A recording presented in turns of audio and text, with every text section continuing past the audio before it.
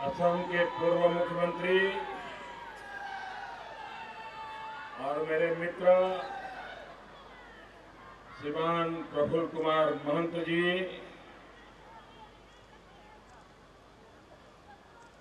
नागालैंड के पूर्व मुख्यमंत्री और मेरे मित्र संसद में मेरे साथी श्रीमान नेफ्यू रियो जी,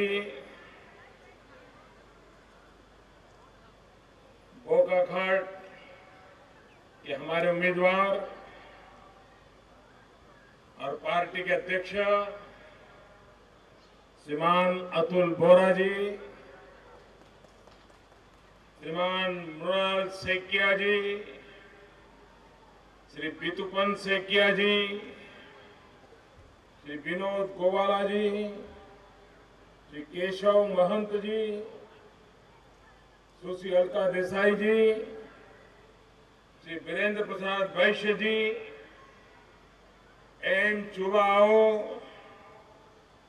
देवजीत बोरा जी, जितेंद्र शर्मा जी, जगत गलीगा जी, देवा प्रीतम बोरा जी, अजय कुंवर जी, चंद्र शर्मा जी, जीवेश्वर बोरा जी, मंच पर विराजमान सभी वरिष्ठ महानुभाव और विशाल संख्या में पधारे हुए मेरे प्यारे भाइयों और बहनों,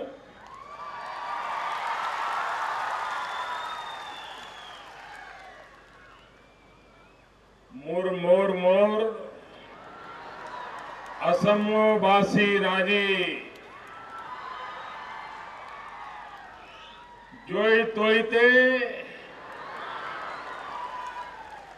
मोई होकोलुके रोंगली बिहुर सुबेसा जोनाइचो बोहग बिहुर परिवर्तन आने मन रंगोली कोरी तुले।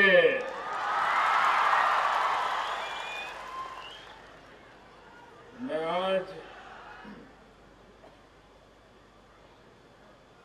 सुबह से आसाम के चुनावी दौरे पर हूं। ये मेरी चौथी सभा है, लेकिन मैंने देखा कि आसाम के अंदर परिवर्तन की एक तेज आंधी चल रही है।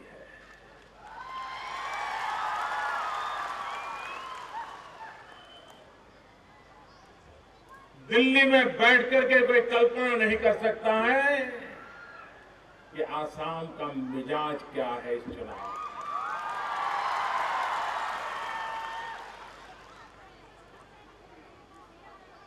आसाम ने मन बना लिया है और मैं जिस प्रकार से सभाओं में माताओं बहनों की हाजिरी देख रहा हूं,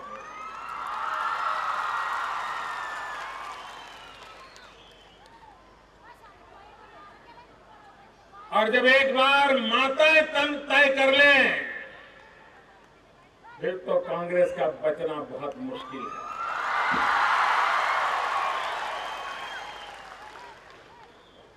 और मैं देख रहा हूं आसाम की माताओं बहनों ने ये तय कर लिया है कि अब आसाम में परिवर्तन होके रहेगा, आसाम के सपने पूरे होकर के रहेंगे और आसाम में एक नई सरकार बन के रहेगी।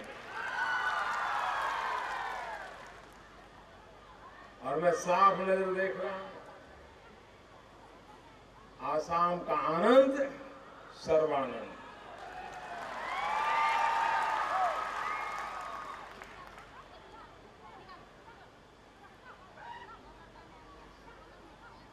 कोई कल्पना कर सकता है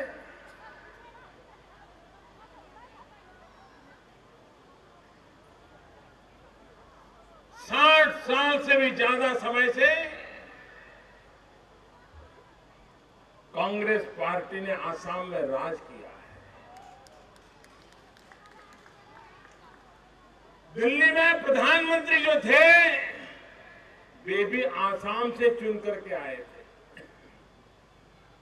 आसाम के लोगों को याद कराना पड़ता है कि यहां से जो राज्यसभा में सज्जन गए थे वो देश के प्रधानमंत्री बने थे। आसाम के लोगों को भी याद नहीं है।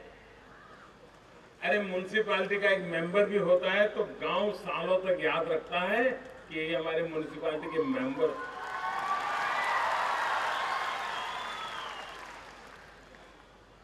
एक प्रधानमंत्री 10 साल तक रहे और असम की जनता उनको याद करने को तैयार नहीं है। आप कल्पना कर सकते हैं कि असम के साथ कितना घोर अन्याय हुआ होगा। हर असमिया के दिल में कैसी गहरी पीड़ा होगी और हम असमिया के सपनों को कैसे कैसे चूर चूर कर दिया गया है, यह इसका सबूत है। पूरे हिंदुस्तान को युवा शक्ति क्या होती है,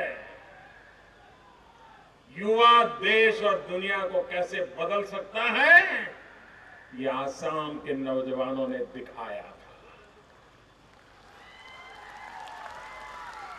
अच्छी अच्छी ताकतों को झुकाया था। फिर एक बार आसाम का नौजवान आसाम के सपनों को पूरा करने के लिए इस बार पूरी ताकत के साथ मैदान जंग में आया है। मैं नौजवानों का स्वागत करता हूं। मैं नौजवानों की शक्ति को सलाम करता हूं। भाइयों बहनों, मैं हैरान, आसाम में कुछ बचेगा कि नहीं बचेगा। कांग्रेस के लोग आए, भ्रष्टाचार करें, पैसे तिजोरी खा जाए, ये तो सुना था। यहां तो राइनो भी नहीं बचा है।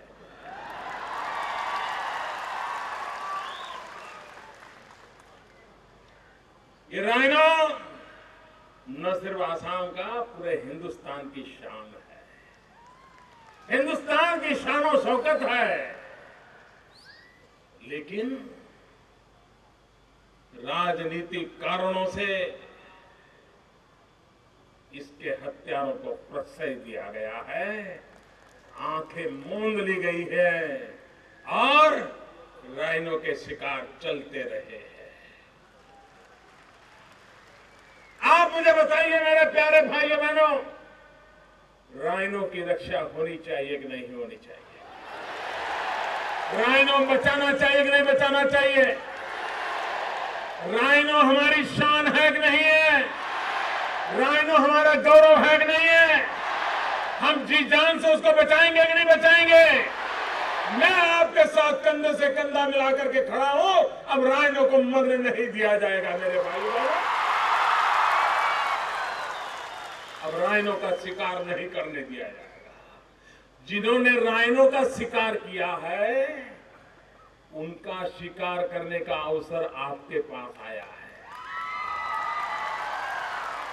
राइनो के शिकार के लिए तो बम बंदूक की जरूरत पड़ती होगी।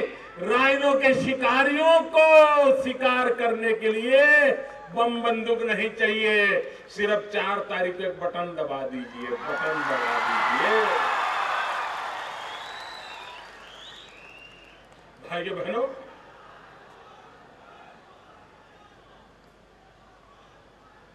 प्राकृतिक संपदा से भरा हुआ आसाम, जब देश आजाद हुआ, मेरे प्यारे भाइयों बहनों, देश जब आजाद हुआ तब 5 राज्य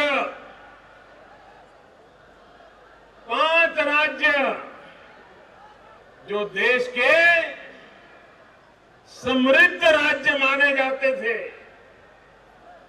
सुखी राज्य माने जाते थे, अच्छे राज्य माने जाते थे, उन 5 राज्यों में एक राज्य था आसाम। देश आजाद हुआ तब देश के 5 अच्छे राज्यों में आसाम की गणना होती थी और आज कांग्रेस के 60 साल के शासन के बाद हिंदुस्तान के 5 सबसे गरीब राज्य, 5 सबसे अविकसित राज्य, 5 सबसे अव्यवस्थित राज्य, सबसे नीचे की पायरी के 5 राज्य, उसमें एक नाम आसाम का जुड़ गया। मेरे भाइयों बहनों, इससे बड़ा दर्दनाक हादसा क्या हो सकता है? क्या कर दिया आपने? देश आजाद हुआ तब ये मेरा आसाम हिंदुस्तान का शिरमौर था, और 60 साल की आपकी सरकारों के बाद आज आसाम नीचे की पायरी पर खड़ा हुआ है।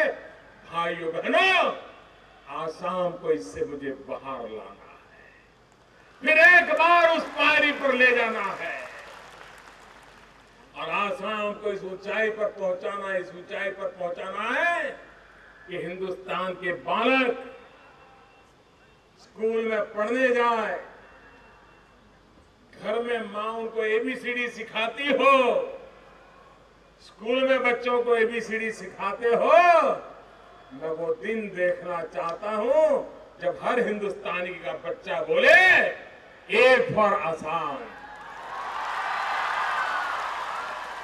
A for Assam. आपका भी सपना है कि नहीं है? ए फॉर आसाम होना चाहिए, नहीं होना चाहिए? आसान ए पर खड़ा होना चाहिए, नहीं खड़ा होना चाहिए? ये प्रधान सेवक उसके लिए आपके चरणों में बैठ करके सेवा करने के लिए तैयार है। मेरे भाई, अवसर आपके पास है, मौका का इंतजार कर रहा है। आसाम को इन मुसीबतों से मुक्ति दिलाने के लिए आइए हम कंधे से कंधा मिलाकर के चलें, एक ऐसी सरकार बनाएं जो आसाम को विकास की नई ऊंचाइयों पर ले जाए। और मुझे विश्वास है बीजेपी, एजीपी, सारे जितने दल मिले हैं, सब मिलकर के आसाम का भाग्य बदल देंगे, ये मैं आपको विश्वास दिलाने आया हूं। उनको अवसर दीजिए। अगर विकास इसकी ओर हम ध्यान नहीं देंगे तो हमारे राज्य, हमारे शहर, हमारे गांव पिछड़ जाएंगे। वोट बैंक की राजनीति बहुत हो गई, घुसपैठियों को सोने की थाली में बहुत कुछ परोसा गया, आसाम का भला नहीं हुआ। और इसलिए मेरे भाइयों बहनों, ये वोट बैंक की राजनीति से अब आसाम को मुक्ति दिलाने का ये एक सबसे बड़ा अवसर आया है। और हमारे आसाम के मुख्यमंत्री, अब तो 15 साल हो गए, आप भी थक गए होंगे।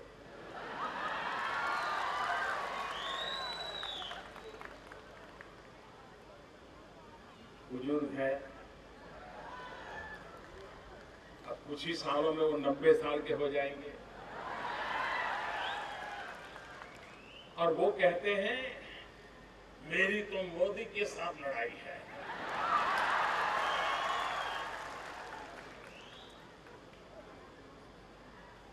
मैं जब सुनता हूं तो मैं हैरान हो जाता हूं। अरे गोगोई साहब, आप बुजुर्ग हैं, हमसे बहुत बड़े हैं, हम आपसे लड़ाई लड़ेंगे? अरे हम तो आपको प्रणाम करेंगे, हमारे संस्कार हैं बुजुर्गों को प्रणाम करना, उनके सामने सर झुकाना, उनके आशीर्वाद लेना। आपके साथ क्यों लड़ाई लड़ेंगे?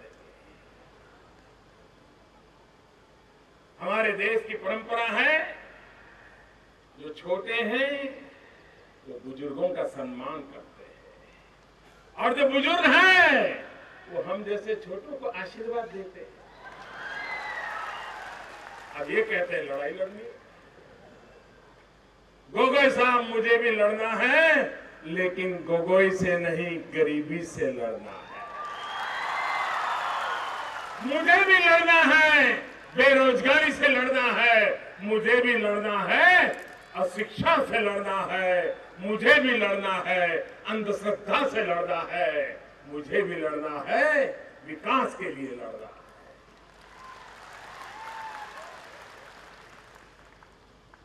और इसलिए मेरे भाइयों बहनों, मेरा एक ही एजेंडा है और मैं बार बार कहता हूं, अगर आसाम का भाग्य बदलना है तो मेरे पास 3 कार्यक्रम है, 3 एजेंडा है। पहला एजेंडा विकास, दूसरा एजेंडा तेज गति से विकास, तीसरा एजेंडा चारों दिशाओं में विकास। विकास विकास विकास, यही मेरा एजेंडा है भाई बहन। आप मुझे बताइए, हमारे इस क्षेत्र को, बोकाघाट हो, यहाँ का इलाका हो, आपको 4 लेन रोड चाहिए कि नहीं चाहिए? 6 लेन रोड के सपने देखने चाहिए कि नहीं देखने चाहिए? रेल की कनेक्टिविटी होनी चाहिए कि नहीं होनी चाहिए? आसाम के विकास की मुख्य धारा में इलाका होना चाहिए कि नहीं होना चाहिए? भाइयों बहनों, हमने तो तय कर लिया है, नुमलीगढ़ से जोरहाट तक 4 लाइन हो रहा है और करीब करीब 450 करोड़ रुपए हम लगा रहे हैं। आपको आनंद होगा मेरे भाइयों बहनों, असम में 12,000 करोड़ रुपया सिर्फ रोड के काम के लिए हम लगा रहे हैं। रोड के काम 10,000 करोड़ रुपया रेल के लिए लगा रहे हैं। अब आसाम बहुत लंबे समय तक इंतजार नहीं कर सकता है, उसको विकास की तड़प है, विकास की भूख है, उसको रेल चाहिए, रोड चाहिए, उद्योग चाहिए, रोजगार चाहिए।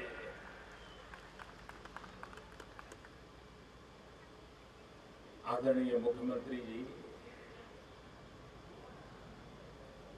सीएजी आपसे हिसाब मांग रहा है।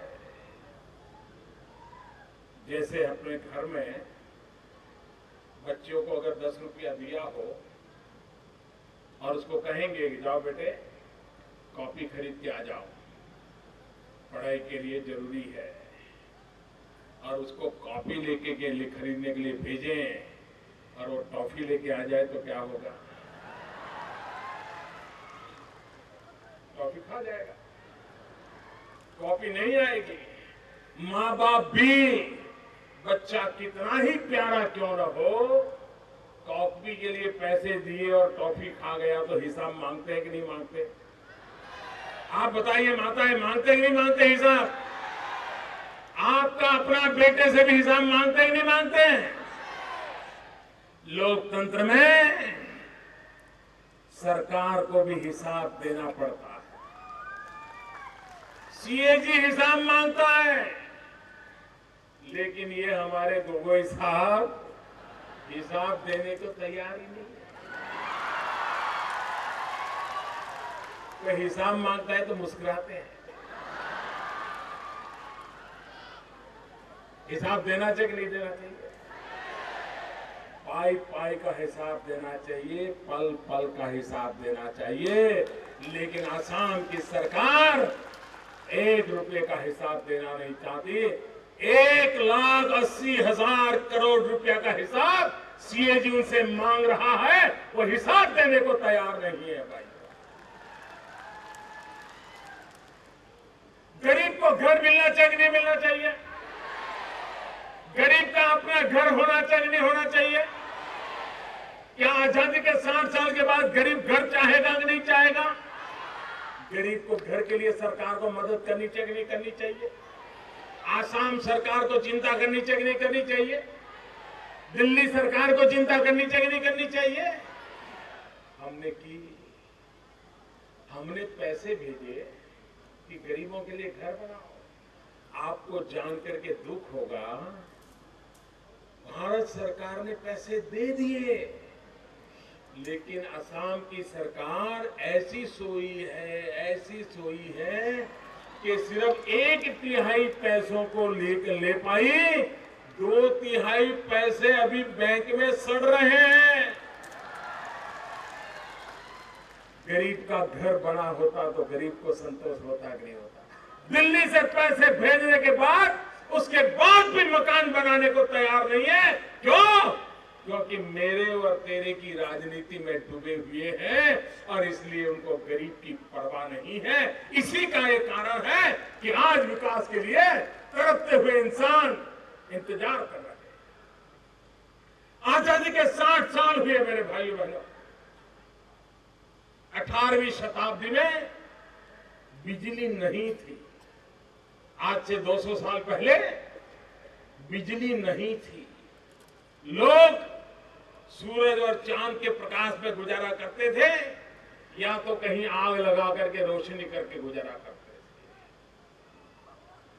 आजादी के 60 साल के बाद भी असम में 60% घर ऐसे हैं जहां अभी बिजली का तार नहीं पहुंचा है। मेरे भाइयों बहनों, 200 साल पहले लोग गुजारा करते थे, वैसा गुजारा आसाम के लोग आजादी के 60 साल के बाद 60% लोग कर रहे हैं। इससे बड़ा दुर्भाग्य क्या हो सकता है?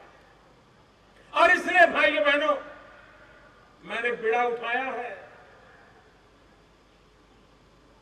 हर गांव में बिजली पहुंचानी है। मैंने सरकार के अफसरों की एक मीटिंग ली। मैंने उनको पूछा, मैंने कहा कितने गांव होंगे जहां बिजली पहुंची नहीं है? मेरा अंदाज था 50, 100, 200 गांव होंगे कहीं इधर उधर के जहां शायद पहुंच नहीं पाया होगा। तो पहले तो मुझे जवाब मिला, साहब हमें जरा हिसाब निकालना पड़ेगा। मैं दिल्ली की मेरी सरकार की बात कर रहा हूं, मैं किसी की आलोचना करने के लिए नहीं कह रहा हूं। मेरी दिल्ली की सरकार के अफसरों ने मुझे कहा कि साहब पता तो नहीं है कितने गांवों में बिजली नहीं है, हम जरा हिसाब किताब लगा करके बताएंगे आपको। मैंने कहा कितने दिन में? बोले साहब 5-6 दिन में हो जाएगा। 7 दिन के बाद मैंने पूछा, बोले साहब और थोड़ा समय लगेगा। महीने के बाद मैंने पूछा, बोले साहब और थोड़ा समय लगेगा। राज्यों को भी पता नहीं था कि कितने गांवों में अभी तक बिजली का खंभा नहीं पहुंचा। वो हिसाब नहीं दे पा रहे थे भाइयों, हिसाब। मैं पीछे पड़ गया। मैंने कहा ये नहीं चल सकता, लाओ जानकारी लाओ। मीटिंग करता रहता था। आखिरकार हिसाब आया, इस देश में आजादी के 60 साल के बाद भी 18,000 गांव ऐसे हैं जहां बिजली का खंभा भी नहीं पहुंचा है। बेचारों ने बिजली क्या होती है पता तक नहीं है। मैंने कहा भाई ये तो मुझे बदलना है, बताइए क्या करोगे, कितने समय में करोगे, कितना पैसा लगेगा बताओ। बोले साहब 7-8 साल तो लग जाएंगे। मैंने कहा मुझे ऐसे काम करने की आदत नहीं है भाई, आप बताइए कितने दिन में करोगे। साहब बोले बहुत जोर लगाएंगे तो शायद 6 साल में शायद कर गए। मैं सुनता रहा, मैं हैरान था। आखिरकार मुझे लगा कि अब मुझे कोई रास्ता करना पड़ेगा। तो मैंने लाल किले पर से 15 अगस्त को भाषण कर दिया और लाल किले से बोल दिया 1000 दिन में मैं 18,000 गांव में बिजली पहुंचा दूंगा। अब चौंके बेचारे कि एक प्रधानमंत्री कैसा है जो काम 8 साल में नहीं हो सकता वो बोलता 1000 दिन में पूरा करो। भाइयों बहनों, सरकार को मैंने काम पे लगाया, दौड़ाया। अभी तो 1000 दिन होने की बहुत देर है। 1/3 गांवों में बिजली के खंभे पहुंच गए और डेली आप अपने मोबाइल फोन पर देख सकते हैं। आप अपने मोबाइल फोन पर अगर उसकी ऐप डाउनलोड करें तो आप देख सकते हैं आज किस गांव में बिजली पहुंची। ये हिसाब मैं जनता को दे रहा हूं। 18,000 गांव में 1000 दिन में बिजली पहुंचाने का सपना पूरा करना है। आसाम के भी करीब 2000 गांव है। आजादी के 60 साल के बाद खंभा भी नहीं पहुंचा। मुझे बताइए, जिन्होंने उनको अंधेरे में रखा उनको अंधेरे में पहुंचाना चाहिए कि नहीं पहुंचाना चाहिए? जिन्होंने उनको अंधेरे में रखा उनकी छुट्टी होनी चाहिए कि नहीं होनी चाहिए? इस चुनाव में उनको घर भेजना चाहिए कि नहीं भेजना चाहिए? भाइयों बहनों, मुझे खुशी है इस बात को कहने से। करीब 2000 गांव बाकी थे। अब तक मैंने जो काम खड़ा कर दिया है, करीब 1000 गांव में खंभा और तार पहुंचा दिए हैं, बिजली पहुंचा दिए। बाकी गांवों में भी पहुंच जाएगा। विकास ऐसा होता है भाई, आप हैरान होंगे। स्कूल बने थे लेकिन स्कूल में बच्चों के लिए और खास करके बच्चियों के लिए शौचालय नहीं बनाए और शौचालय न होने के कारण बच्चियां पढ़ाई छोड़ देती थी, बेटियां छोड़ देती थी स्कूल। मैंने बीड़ा उठाया कि मुझे हमारे हर स्कूल में टॉयलेट बनाना है, बच्चियों के लिए अलग बनाना है। अभियान चलाया और आज मुझे खुशी है 4 लाख टॉयलेट बना करके हर स्कूल के अंदर बच्चियों के लिए टॉयलेट बना दिया। मेरा कहने का तात्पर्य यह है, अगर सरकार एक चीज को पकड़े, समस्या का समाधान करने के लिए निकल पड़े तो इस देश को बदला जा सकता है। दोस्तों, मुझे आसाम को भी बदलना है और इसके लिए मुझे आपके आशीर्वाद चाहिए। हमारे यहां चावल की खेती होती है लेकिन सरकार कभी खरीदती ही नहीं है। भारत सरकार पैसे देती है तो भी नहीं करते। हिंदुस्तान में दूसरी कृषि क्रांति, सेकंड एग्रीकल्चर रिवॉल्यूशन, ये पूर्वी हिंदुस्तान से आएगा, ये मैं साफ देख रहा हूं। जिसमें पश्चिम बंगाल होगा, आसाम होगा, बिहार होगा, पूर्वी उत्तर प्रदेश होगा, नॉर्थ ईस्ट के राज्य होंगे और नॉर्थ ईस्ट तो हिंदुस्तान की ऑर्गेनिक कैपिटल बनने की ताकत रखता है। ऑर्गेनिक कैपिटल बनने की ताकत। हम जो चावल पैदा करते हैं उस चावल के ऊपर जो छिलका होता है, उस छिलका का तेल आज दुनिया में सबसे महंगा तेल बिकता है। भारत से वो तेल हम एक्सपोर्ट करते हैं लेकिन आसाम का उसमें योगदान नहीं है। आसाम के किसान जो चावल पैदा करता है उसके छिलके में से तेल बनाने के उद्योग लग जाए, आसाम के लोगों को कितनी इनकम होगी इसका आप अंदाज कर सकते हैं। पिछले 10 साल में आसाम में करीब 32,000 छोटे और मझले उद्योग ताले लग गए हैं और सरकार को कोई परवाह नहीं है। भाइयों बहनों, असम के नौजवान को रोजगार चाहिए। अरे मेरा तो सपना है असम के बच्चों को पढ़ाई, नौजवान को कमाई और बुजुर्गों को दवाई। इस काम को हमें बल देना है और बल देकर के असम के जीवन को बदलना है। भाइयों बहनों, मैं देख रहा हूं असम में कांग्रेस का जाना तय है, परिवर्तन निश्चित है। लेकिन मेरे प्यारे भाइयों बहनों, 2/3 बहुमत से सरकार बनाना आधा अधूरा कच्चा काम कभी मत करना। कांग्रेस को पूरी तरह साफ कर दो, किसी कोने में नजर ना आए,